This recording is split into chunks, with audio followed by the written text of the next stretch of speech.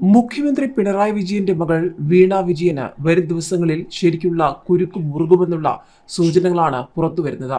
എക്സാലോജിക്കിനെതിരെ ED അന്വേഷണത്തിന് വഴി തുറന്നത് സീരീസ് ഫ്രോഡ് ഇൻവെസ്റ്റിഗേഷൻ ഓഫീസിന്റെ അതിവേഗ റിപ്പോർട്ട് തന്നെയാണ്. 8 മാസം അനുവദിച്ചിരുന്നെങ്കിലും 2 മാസം പോലും തികയും മുൻപേ അന്വേഷണ സംഘം റിപ്പോർട്ട് സമർപ്പിച്ചു.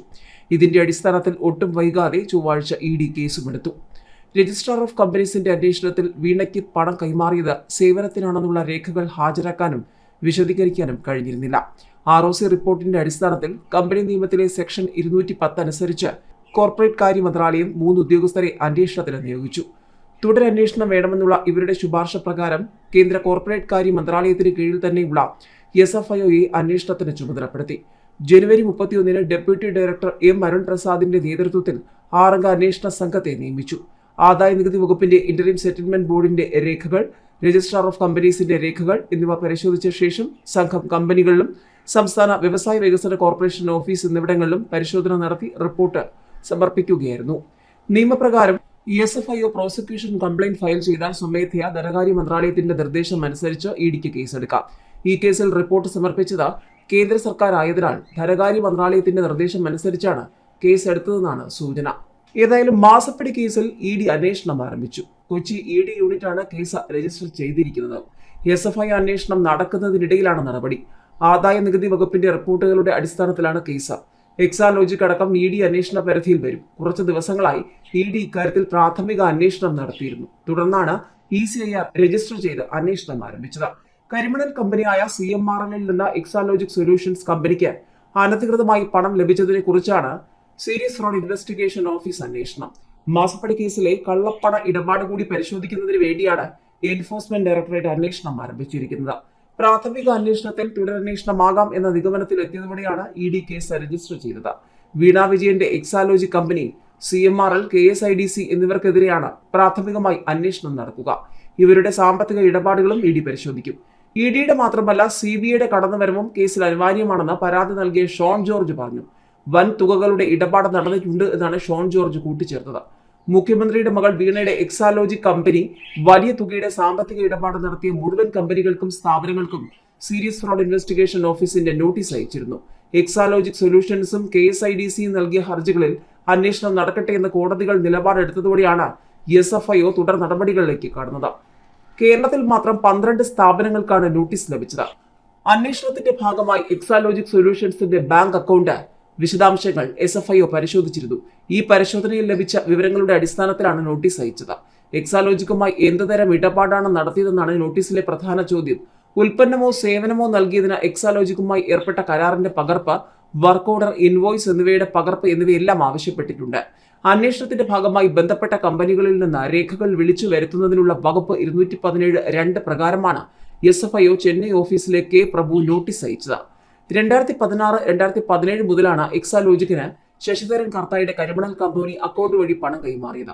IT അനുബന്ധ സേവനത്തിനാണ് പണം നൽകിയതെന്നാണ് CMRLന്റെയും എക്സാലോജിക്കിന്റെയും വാദം. ഈ കാലഘട്ടത്തിൽ 10-ലധികം സ്ഥാപനങ്ങൾ എക്സാലോജിക്കുമായി വലിയ സാമ്പത്തിക ഇടപാട് നടത്തിയെന്നാണ് അക്കൗണ്ട് പരിശോധിച്ച് SFIO കണ്ടെത്തിയത്. മുൻപ് എൻഫോഴ്സ്മെന്റ് ഡയറക്ടറേറ്റ് നടത്തിയ വിവരശേഖരണത്തിലും ചില സാമ്പത്തിക ഇടപാടുകൾ കണ്ടെത്തിയിരുന്നു. അന്ന് സ്ഥാപന ഉടമകളിൽ നിന്ന് മൊഴിയെടുത്തെങ്കിലും അന്വേഷണം മുന്നോട്ട് പോയില്ല. ഈ വിവരങ്ങളും SFIOയ്ക്ക് കൈമാറിയിട്ടുണ്ട്. കള്ളപ്പണം വെളുപ്പിക്കൽ തടയൽ നിയമപ്രകാരം കേസ് രജിസ്റ്റർ ചെയ്യുന്നതിനുള്ള പ്രാരംഭ നടപടിയാണ് എക്സാലോജിക് കമ്പനി ഉൾപ്പെട്ട SFIO കേസിൽ ഇഡി രജിസ്റ്റർ ചെയ്ത ECIR.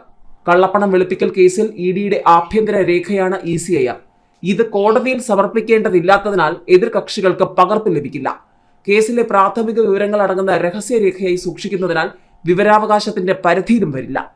ECIR രജിസ്റ്റർ ചെയ്തിട്ട് മാത്രമേ കള്ളപ്പണ കേസിൽ ഉൾപ്പെട്ടവരെന്ന് സംശയിക്കുന്നവരെ വിളിച്ചു വരുത്തി ചോദ്യം ചെയ്യാൻ കഴിയൂ. ലഭ്യമായ പ്രാഥമിക വിവരങ്ങളുടെ അടിസ്ഥാനത്തിൽ ECIR രജിസ്റ്റർ ചെയ്താലും വേണ്ടത്ര തെളിവുകൾ ലഭിച്ചാൽ മാത്രമേ ഇഡി അറസ്റ്റിലേക്കും PMLA കേസിലേക്കും കടക്കൂ. മറ്റേതെങ്കിലും ഏജൻസി കേസ് രജിസ്റ്റർ ചെയ്ത് അന്വേഷണം നടത്തുന്ന കുറ്റകൃത്യങ്ങളുടെ കൂട്ടത്തിൽ കള്ളപ്പണം വെളുപ്പിക്കൽ കുറ്റവും വെളിപ്പെടുന്ന ഘട്ടത്തിലാണ് ECIR രജിസ്റ്റർ ചെയ്ത് ഇഡിയും അന്വേഷണത്തിൽ പങ്കാളിയാകുന്നത്. ഇങ്ങനെയല്ലാതെ ഒരു കേസിലും ECIR സ്വന്തം നിലയിൽ നിലനിൽക്കില്ല. നയതന്ത്ര പാഴ്സൽ സ്വർണ്ണക്കടത്ത് കേസിൽ കസ്റ്റംസ് രജിസ്റ്റർ ചെയ്ത ഒക്കറൻസ് റിപ്പോർട്ടിന്റെയും കരുവന്നൂർ സഹകരണ ബാങ്ക് ബിനാമി വായ്പ തട്ടിപ്പ് കേസിൽ ക്രൈംബ്രാഞ്ച് രജിസ്റ്റർ ചെയ്ത പ്രഥമ വിവര റിപ്പോർട്ടിന്റെയും അടിസ്ഥാനത്തിലാണ് ED ECIR രജിസ്റ്റർ ചെയ്തത്. സേവന കരാറിന്റെ മറവിൽ കൊച്ചിൻ മിനറൽസ് ആൻഡ് റീട്ടെയിൽ ലിമിറ്റഡുമായി എക്സാലോജി കമ്പനി നടത്തിയ സംശയാസ്പദമായ പണമിടപാട് കള്ളപ്പണം വെളുപ്പിക്കലിന്റെ പരിധിയിൽ വരുന്നതിനാൽ എൻഫോഴ്സ്മെന്റ് ഡയറക്ടറേറ്റ് അന്വേഷിക്കണം. ബംഗളൂരു രജിസ്ട്രാർ ഓഫ് കമ്പനീസ് കേന്ദ്ര കോർപ്പറേറ്റ് കാര്യ മന്ത്രാലയത്തിന് നൽകിയ റിപ്പോർട്ടിൽ പറയുന്ന ഈ ശുപാർശയാണ് ED ഇപ്പോൾ അംഗീകരിച്ചിരിക്കുന്നത്. 3 മാസത്തിനിടെ 4ാമത്തെ അന്വേഷണമാണ് എക്സാലോജിക്ക് CMRL സാമ്പത്തിക ഇടപാടിൽ കേന്ദ്രം പ്രഖ്യാപിക്കുന്നത്. ഷോൺ ജോർജ് നൽകിയ പരാതിയിൽ ആദ്യം നടപടി എടുക്കാതിരുന്ന കേന്ദ്ര കോർപ്പറേറ്റ് കാര്യ മന്ത്രാലയം പരാതിക്കാരൻ കോടതിയെ സമീപിച്ചതോടെയാണ് അന്വേഷണത്തിന് നീക്കം തുടങ്ങിയത്. ജനുവരിയിലായിരുന്നു ബംഗളൂരുവിലെയും കൊച്ചിയിലെയും രജിസ്ട്രാർ ഓഫ് കമ്പനീസ് ഓഫീസുകളുടെ പ്രാഥമിക അന്വേഷണം. കള്ളപ്പണം വെളുപ്പിക്കൽ നിരോധന നിയമം അനുസരിച്ച് EDയും അഴിമതി നിരോധന നിയമം അനുസരിച്ച് CBIയും അന്വേഷിക്കേണ്ട കാര്യങ്ങളുണ്ടെന്നും കമ്പനി നിയമത്തിന്റെ ഒട്ടേറെ ലംഘനങ്ങളുണ്ടെന്നും കണ്ടെത്തി. എന്നാൽ കമ്പനി നിയമത്തിലെ വകുപ്പ് 210(1) പ്രകാരം ROCയിലെ 3 ഇൻസ്പെക്ടർമാരുടെ അന്വേഷണമാണ് കേന്ദ്രം പ്രഖ്യാപിച്ചത്. കമ്പനി നിയമത്തിലെ വകുപ്പ് 447 പ്രകാരം ഗൗരവമുള്ള നിയമലംഘനം നടന്നതായി ROC റിപ്പോർട്ടിലുണ്ടെന്നും വേണ്ടത് SFIO അന്വേഷണമാണെന്നും വാദിച്ച് ഷോൺ ഹൈക്കോടതിയെ സമീപിച്ചു. കോടതി അഭിപ്രായം ആരാഞ്ഞപ്പോഴാണ് 211, 212 വകുപ്പുകൾ പ്രകാരം കേന്ദ്രം SFIO അന്വേഷണം പ്രഖ്യാപിച്ചത്. കമ്പനികളുടെ സാമ്പത്തിക തട്ടിപ്പ് അന്വേഷിക്കാൻ 2015 രൂപീകരിച്ചതാണ് SFIO. എന്നാൽ കള്ളപ്പണം വെളുപ്പിക്കൽ, അഴിമതി തുടങ്ങിയവ ഇവരുടെ നേരിട്ടുള്ള അന്വേഷണത്തിൽ വരില്ല. കള്ളപ്പണം വെളുപ്പിക്കൽ നിരോധന നിയമം അനുസരിച്ച് കേസ് അന്വേഷിക്കേണ്ട കേന്ദ്ര ഏജൻസി ED ആണ്. മുഖ്യമന്ത്രിക്ക് നിയന്ത്രണാധികാരമുള്ള KSIDC ഓഹരി പങ്കാളിയായ CMRL മുഖ്യമന്ത്രിയുടെ മകളുടെ കമ്പനിയുമായി സാമ്പത്തിക ഇടപാട് നടത്തിയെന്നതാണ് ROCയുടെ കണ്ടെത്തൽ. റിലേറ്റഡ് പാർട്ടിയുമായി നടത്തിയ ഇടപാടിന് അഴിമതിയുടെ സ്വഭാവമുണ്ടെന്നും അഴിമതി നിരോധന നിയമപ്രകാരം ഇക്കാര്യം CBI അന്വേഷിക്കണമെന്നുമുള്ള റിപ്പോർട്ടിലുണ്ട്. CBI കൂടി അന്വേഷണ രംഗത്ത് വരാനുള്ള പഴുത് ഇതിലുണ്ട്. ഏതായാലും ED അന്വേഷണം തുടങ്ങിയതോടെ ചോദ്യങ്ങൾ നിരവധിയാണ്. കമ്പനി നിയമപ്രകാരം 10 ലക്ഷം രൂപയിൽ കൂടുതൽ തുകയ്ക്കുള്ള സാമ്പത്തിക തട്ടിപ്പുകൾ വെളിപ്പെട്ടാൽ 10 വർഷം വരെ ജയിൽ ശിക്ഷ ലഭിക്കാവുന്ന 447 വകുപ്പ് ചുമത്താവുന്നതാണ്. ഈ വകുപ്പ് കള്ളപ്പണം വെളുപ്പിക്കൽ നിയമപ്രകാരം EDക്കും അന്വേഷണം നടത്താനുള്ള വഴി തുറക്കുന്നതാണ്. സാധാരണ കമ്പനി കേസുകളിൽ SFIO അന്വേഷണം തുടങ്ങിയാൽ അത് സംബന്ധിച്ച് മറ്റ് ഏജൻസികൾ നടത്തുന്ന അന്വേഷണങ്ങൾ നിർത്തിവെക്കണമെന്നതാണ് ചട്ടം. ഏതായാലും ആദായ നികുതി തർക്കപരിഹാര ബോർഡ് മുൻപാകെ CMRL കമ്പനി സമർപ്പിച്ച രേഖകൾ പ്രകാരം 135 കോടി രൂപ രാഷ്ട്രീയ ട്രേഡ് യൂണിയൻ നേതാക്കൾക്കും ഉദ്യോഗസ്ഥ മേധാവികൾക്കും നിയമവിരുദ്ധമായി കൈമാറിയതിന്റെ തെളിവുകൾ ലഭിച്ചിരുന്നു. ഇതിൽ 1.25 കോടിയോളം രൂപ ലഭിച്ചത് എക്സാലോജി കമ്പനിയാണ്. ഇതാണ് അന്വേഷണങ്ങളുടെ തുടക്കം. ഏതായാലും ED കേസെടുത്തതോടെ തെരഞ്ഞെടുപ്പ് പ്രചാരണ രംഗത്ത് മാസപ്പടി ആളിക്കത്തും. BJPക്ക് വേണ്ടി ED കൂലിപ്പണി എടുക്കുന്നുവെന്നാണ് CPM ആരോപിക്കുന്നത്. ED കേസെടുത്തത് സ്വാഗതം ചെയ്യുന്നുണ്ടെങ്കിലും അന്വേഷണവും അഡ്ജസ്റ്റ്മെന്റുമാകുമെന്ന സംശയം പ്രകടിപ്പിക്കുന്ന UDF ഏറെ ആവേശം കാണിക്കുന്നില്ല.